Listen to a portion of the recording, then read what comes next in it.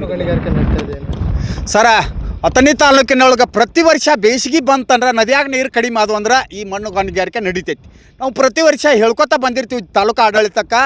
ಈಗ ಈ ವರ್ಷ ಆದ್ರೂ 8 ದಿವಸ ಆಯಿತು, ಇಡೀ ಒಂದು 7-8-10 ಊರಾಗ ಇಲ್ಲಿ ಮಣ್ಣು ಗಣಿಗಾರಿಕೆ ಫುಲ್ಲು ಚಾಲು ಐತಿ. ಈ ತಾಲೂಕು ಆಡಳಿತಕ್ಕೆ ಏನು ಅವರ ಸೂಚಿ ಚುಚ್ತಾರೋ ಗೊತ್ತಿಲ್ಲ.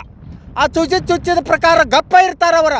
ಯಾರೇ ಒಬ್ಬ ರೈತ ಹಿಂಗೆ ಆಗ್ಲಾ ಐತ್ರಿ ಅಂತ ಫೋನ್ ಮಾಡ್ರೆ ಆ ಆಡಳಿತ ಫೋನ್ ಎಬ್ಸಂಗಿಲ್ಲ ಅವ್ರದ. ಅದಕ್ಕೆ ಯಾವ ರೀತಿ ಇವ್ರದ ಒಂದು ಲಿಂಕ್ ಐತಿ, ಇದನ್ನು ಕಟ್ಟುನಿಟ್ಟಾಗಿ ತಾಲೂಕು ಆಡಳಿತ ಮೇಲೆ ಕ್ರಮ ಕೈಗೊಳ್ಬೇಕು. ಯಾರ ನಮ್ಮ ಜಿಲ್ಲಾ SP ಅವರು ಮತ್ತು DC ಅವರ ತಕ್ಷಣ ಎಚ್ಚೆತ್ತುಕೊಂಡ ಈ ಮಣ್ಣು ಗಣಿಗಾರಿಕೆಯನ್ನು ಅಥಣಿ ತಾಲೂಕಿನಲ್ಲಿಗೆ ನಿಲ್ಲಿಸಬೇಕು. ಯಾವ ತಪ್ಪು ಮಾಡ್ತಾನಲ್ಲ ಅಂಥವ್ನ ಮೇಲೆ ಕಾನೂನು ಕ್ರಮ ಕೈಗೊಳ್ಳಬೇಕಂತೇಳಿ ಈ ಸಂದರ್ಭದಲ್ಲಿ ನಾವು ಅಥಣಿ ತಾಲೂಕು ರೈತರ ಪರವಾಗಿ ಒತ್ತಾಯ ಮಾಡ್ತೀವಿ. ಮತ್ತು ಇನ್ನೊಂದು ನಾವು ಹೇಳೋಕ್ಕೆ ಇಷ್ಟಪಡ್ತೀವಿ, ಇದೇ ಮಣ್ಣು ನಮ್ಮ ರೈತರಿಂದ ನಮ್ಮ ಭೂಮಿನ ಇದನ್ನು ಹೋದ ನಮ್ಮಲ್ಲಿ ಜವಳ ಆಗಿರ್ತಾವೆ. ಸ್ವಲ್ಪ ಒಕ್ಕತ್ನಂದ್ರೆ ಅದನ್ನು ಕಸಕನ ತಾಸಿನಾಗ ಬಂದು ಟ್ಯಾಕ್ಟರ್ ತಂದು ಹಾಕಿ ರೈತನ ಮೇಲೆ ಕೇಸ್ ಹಾಕ್ತೀರಿ. ಮತ್ತು ಈಗ 15 ದಿನ ಆಯ್ತು ನಡೆದೈತಿ, 8 ಮಂದಿ ಮೇಲೆ ಕೇಸ್ ಹಾಕಿರಿ, ಮತ್ತು 8 ಕಡಿವಾಣ ಹಾಕಿರಿ ನೀವು. ಇದನ್ನು ತಕ್ಷಣ ಎಚ್ಚೆತ್ತುಕೊಂಡ ಪ್ರವಾಹ ಬಂದಾಗೂ ದೊಡ್ಡ ಈ ಎಲ್ಲ ನದಿ ದಂಡಿ ಗ್ರಾಮಗಳಿಗೆ ತ್ರಾಸ ಆಕತಿ.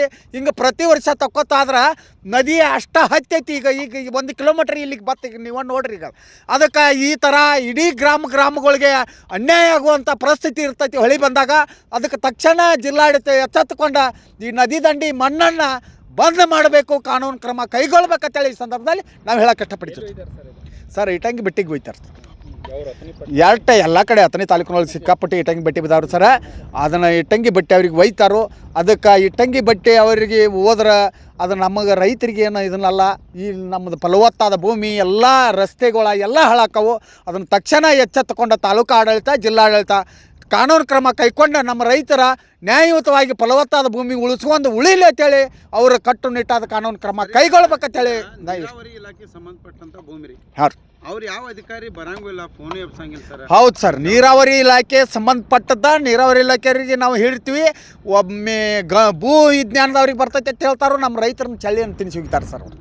ಅದಕ್ಕೆ ಇದಕ್ಕೊಂದು ಕಟ್ಟುನಿಟ್ಟಾದ ಈ ಮೀಡಿಯಾ ಮುಖಾಂತರ ನಿಮ್ಮಿಂದರೇ ಜಿಲ್ಲಾಡಳಿತಕ್ಕೆ ಮತ್ತು ಸರ್ಕಾರಕ್ಕೆ ಗಮನಕ್ಕೆ ತಂದ ಇದನ್ನು ಒಟ್ಟು ಶಾಶ್ವತವಾದ ಒಂದು ಪರಿಹಾರ ಸಿಗಲಿ ಅಂತೇಳಿ ನಮ್ಮ ರೈತರು ಒತ್ತಾಯ್ತು. ಇಲ್ಲಿ ಬಳ್ಳಾರಿ ರೀತಿ ಅಕ್ರಮ ಗಣಿಗಾರಿಕೆ ನಡೀತಿಲ್ಲ ಐತೆ ಸರ್. ಬಳ್ಳಾರಿ ಸೇಮರಿ ಇಲ್ಲಿ ಮತ್ತೆ ಇದು ಎಂತದ್ರಿ, ಇಲ್ಲಿ ಹಾಡಾಗ್ಲಿನ ಹೋಗೈತೆ ಅಂದ್ರೆ ಬಳ್ಳಾರಿ ರೀತಿನಲ್ಲ ಸರ್.